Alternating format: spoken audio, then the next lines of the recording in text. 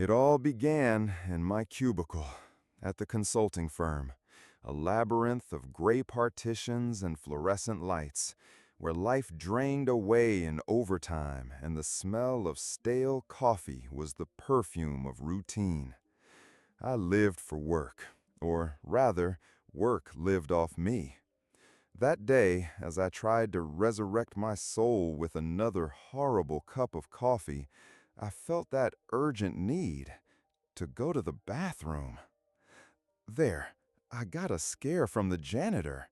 He was hidden in a corner, almost invisible in the dim light, and quickly apologized, thinking the bathroom was empty. A large man, his face weathered by age and a look that seemed to have seen too much. I confess, sometimes I'd leave coffee cups scattered around, on purpose, not just to test his patience, but as a small, almost invisible act of rebellion against the monotony that was swallowing me whole. Afterward, I went back to my desk. As I sank back into spreadsheets, Mike called me. He wanted to know if I could rent a cabin for under $100 because of our friend Nora's tight budget. My soul, already exhausted, clung to the idea like a castaway. Quickly, I opened rentacabin.com on my computer. Click after click, hope sprouted. I found the private cabin in Woodbury, Vermont. $99 a night, the cheapest we could find. The truth? I agreed to go with Mike and Nora because I needed a well-deserved break, a cure, for the insane stress, the burnout my exhausting consulting job was causing me. My body screamed for peace, my mind pleaded for silence. As I sank back into spreadsheets, Mike called me. He wanted to know if I could rent a cabin for under $100 because of our friend Nora's tight budget. My soul, already exhausted, clung to the idea like a castaway. Quickly, I opened rentacabin.com on my computer. Click after click, hope sprouted. I found the private cabin in Woodbury, Vermont. $99 a night, the cheapest we could find. The truth? I agreed to go with Mike and Nora because I needed a well-deserved break, a cure for the insane stress, the burnout my exhausting consulting job was causing me. My body screamed for peace, my mind pleaded for silence. December 10, 2004. 2 days later, with the cold Vermont morning already present, I left my building's parking lot, chatting calmly with my neighbor Gael. Life felt almost normal. I had already spoken with Rick, the cabin caretaker, and he gave us the key box code, 5176. He expected us to arrive at 3 that afternoon. I also reviewed the last messages with Mike. He sharply reminded me of the price I was paying for my current job, the sleepless nights, the stolen weekends. That, he said, was the real reason I needed that cabin so desperately. I met Mike, and he, as always, gave me the option of a quick hug. A familiar, comforting hug. Anyway, both of us, full of anticipation and carrying the backpack of hope, headed for our destination. On the way to Woodbury, the road stretched lazily under an autumn sky that was beginning to darken. Mike and I started reminiscing about college days. We were inseparable, the 3 of us together, me, Mike, and Nora. Laughter filled the car, memories of a simpler time. I received a message from Rick, an update. He wasn't surprised by our delay, but warned us to be careful. The road can be treacherous at night. The sun was already setting, tinging the landscape with gold and shadow. Distracted by the bizarre sight of an abandoned school bus, weathered by time, in the middle of nowhere, a ghostly silhouette at the forest edge, I almost hit a deer that darted across the road.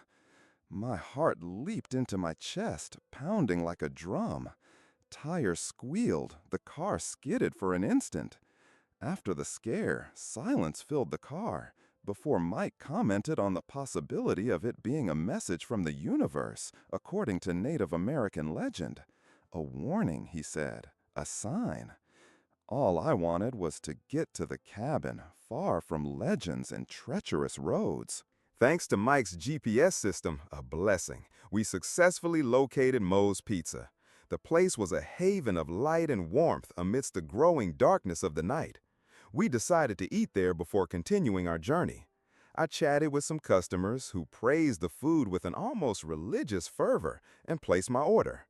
The smell of cheese and sauce hung in the air, a balm for my nerves. As Mike and I waited for our pizza, we received a voicemail from Nora, apologizing for being late due to some last-minute work. Always Nora, always late. It was while we were savoring our food, the melting cheese, the comforting warmth, that a backpacker approached our table. His eyes, an icy blue, were unsettling. His face was dirty, covered by a patchy beard, and his worn clothes almost blended with the earth. He asked us for a ride. Mike, always cautious, assessed him for a second and refused, finding him too suspicious. The disgruntled backpacker fixed his eyes on us, a thin smile spreading across his lips. "Be careful. Bad things happen to those who aren't kind. On this road, very bad things." A shiver ran through me, chilling my spine. He's just a moody guy, I told myself, trying to scare us. We finished our meal in tense silence.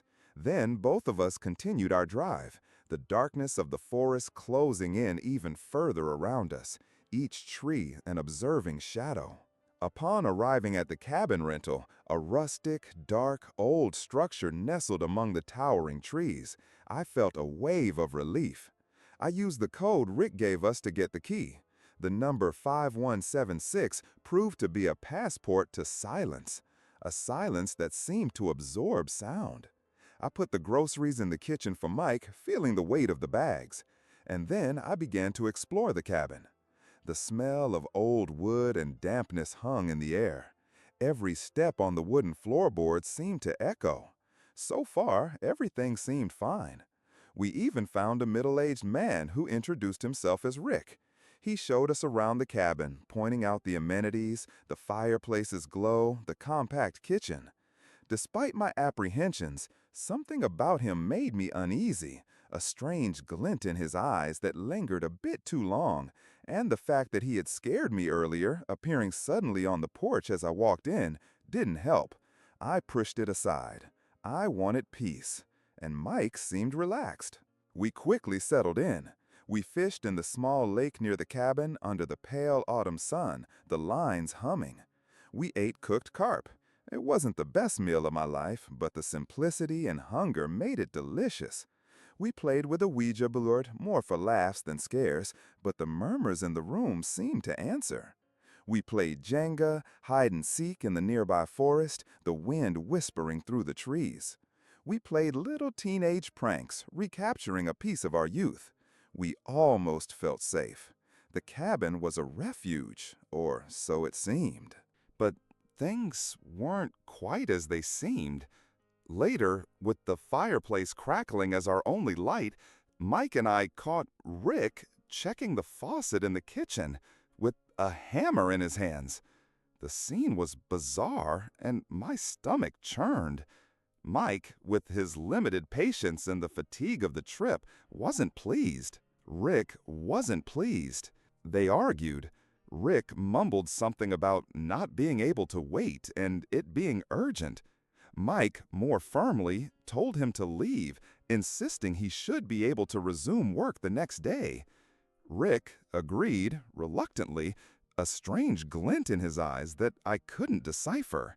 Something was off. We agreed that something was wrong with our host, but at the time, we still considered him harmless, an eccentric, a quirk of the forest. As we shared a bed, the fireplace gently crackling, casting dancing shadows on the walls, Mike turned to me. He mentioned the strange moment we had in Oregon, in college, where a look, a touch, said so much. He started talking about how he truly felt, and it became clear he wanted to be more than just friends with me. My heart raced, a mix of nervousness and a flicker of hope amidst the cabin's strangeness.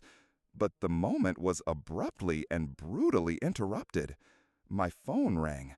It was Nora, panicked. Nora, frantic, panicked voice with sobs and sounds of wind via phone. "Sydney, help me! My car tires are flat. I'm stuck in the middle of nowhere. It's raining, and there's something out here." The panic in Nora's voice made Mike spring into action to help our friend. He got up, already grabbing his car keys. Mike, firm voice with a clear order, almost a plea. "Sydney, you stay. For your safety. I'll be back soon with Nora." Resigned voice with a growing sense of helplessness and a chilling anxiety. Sounds of Mike leaving, then the sound of the door closing and the cabin's silence becoming more intimidating. He ran out into the rainy night. So I had no choice but to try to rest while I waited for them. But rest didn't come. The seed of paranoia was now a flourishing tree, its roots spreading into every corner of my mind. The cabin, which had once been a refuge, now felt like a cage. December 11th, 2004. Later, in the oppressive darkness of that cabin, a knock at the door. A soft but persistent knock. That made me jump out of bed. My heart began to hammer. The backpacker from Moo's Pizza, standing there under the faint light of the porch. The strange glint in his eyes couldn't hide his malicious intentions. He seemed to wait for me. Pause. Sound of a door closing with a loud click. Heavy, audible breathing. I refused to let him in. My voice came out hoarse, trembling. I told him to leave, that I wasn't alone. He smiled, an empty smile, and then he was gone, disappearing into the darkness of the forest. I went back to my bed, but panic had already set in. I barely dozed off. A terrible commotion, a scream, sharp, drawn out. That woke me from an uneasy sleep. It was a man's scream, terrifying. That led me to contact Rick on the radio, my hands trembling as I picked up the device. "Rick, something's happening! A scream! Someone's here!" Rick appeared. His eyes, always strange, seemed to glow in the dim light. He comforted me, but strangely, he still carried the hammer in his hands. He sat by the fireplace, the firelight dancing on his face, making him look even more distorted. His silence was heavy, and the hammer in his hand seemed almost an extension of him. However, the real danger in that rented cabin was none other than Rick himself. My phone vibrated, a message from the real Rick. It said he hadn't been to that cabin in weeks, that he had another manager for the place. My blood ran cold. He was an imposter. My hands, trembling, gripped the hammer that was on the table. I confronted him. The argument escalated. He exploded, a roar. His eyes became slits of hatred. He moved quickly. He broke down the front door with a kick, the sound of splintering wood making me scream. He blocked the back door with the heavy dining table and the living room with the sofa, creating a barrier. I had no choice but to hide. That sick game of cat and mouse had begun. I was trapped with him. Shallow, rapid breathing, sounds of cautious footsteps, a phone ringing loudly and abruptly. Nora, desperate voice, hiding in the closet, claustrophobic sounds. Escaping the intruder under the stairs, moving silently, every muscle tense, my heart beating like a caged hummingbird. I went upstairs, my heart hammering in my chest, the shadows on the staircase seeming to swallow me. Nora suddenly called me. The phone's light was a beacon in the darkness. Nora, frantic voice via phone, with sobs and sounds of someone approaching. "Sydney, he's at the cabin! He saw us! What's happening? He's coming!" I was forced to hide in my bedroom closet. The closet door closed, the air growing thin, the smell of cedar and mildew suffocating me. Through the mirror, I saw Rick's eyes gleam. The intruder noticed Mike and Nora's arrival, heard their car, the banging at the door. He went out to see if he could slaughter them too. But my phone rang again. He heard it. The chase resumed. He came back. I was forced to hide in my bedroom closet. The closet door closed, the air growing thin, the smell of cedar and mildew suffocating me. Through the mirror, I saw Rick's eyes gleam. The intruder noticed Mike and Nora's arrival, heard their car, the banging at the door. He went out to see if he could slaughter them too.